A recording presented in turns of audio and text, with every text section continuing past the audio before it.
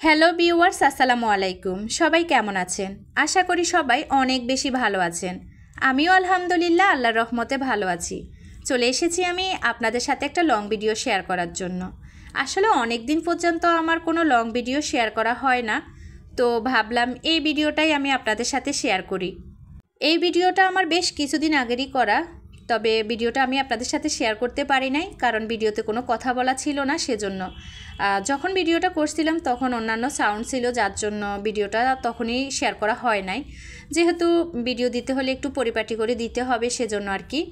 আর একটা জিনিস কি, আমি প্রথম থেকে এই জিনিসটা আমার হয় যে কথা বলতে গেলে আমার খুব বেশি সমস্যা হয়ে যায়।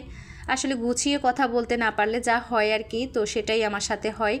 আমি খুব একটা সুন্দর করে কথা বলতে পারি না, সেজন্য আসলে লং ভিডিওটা পেজের জন্য দেওয়াটা খুবই ভালো। আমি দিতে পারতেছি না, আসলে আমার সমস্যা হয়ে যায় কথা বলা নিয়ে। সারাদিন কত কথা বলি, কোনো সমস্যা হয় না। আমার যত সমস্যা হয় এই ভিডিওতে কথা বলতে আসলেই। তো যাই হোক, কোথায় এসেছি এখন সেই কথাটাই বলি। অনেক কথাই বলে ফেললাম। আমরা এসেছি চিড়িয়াখানায় ঘোরার জন্য। আসলে এখানে এসে অনেক বেশি ভালো লাগছে। আরাবিকে তো আমি খুঁজেই পাই না। ভাবছিলাম ওকে নিয়ে কিছুটা ভিডিও করব বা ওকে নিয়ে কয়েকটা ছবি উঠাবো, হ্যাঁ। কিন্তু আমি কোথাও যখন ঘুরতে যাই না, এই ছেলেকে আমি হাতের কাছে পাই না। ও কোথায় থাকে আর আমি কোথায় থাকি, ওকে খুঁজতে খুঁজতে আমার একদিন লেগে যায়। তো যাই হোক, কিছু করার নাই। সে আসছে মজা করার জন্য, মজা করতেছে, আর আমি আসছি মূলত ভিডিও করার জন্য। আসলে এখন কোথাও গেলে ভিডিও করতেই হবে।